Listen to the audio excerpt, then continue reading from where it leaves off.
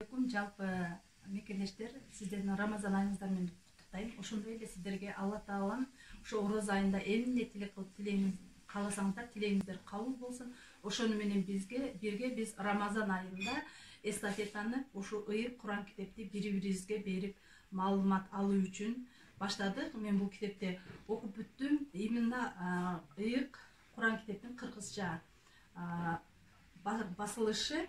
Мен буну өзүмдүн иним Байышка берем.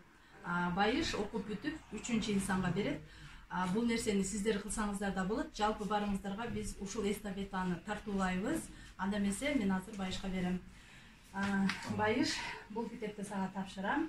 Сен буну окуп бүтүп 3-чү инсанга беришиң. Тездикте окуп бүтүң.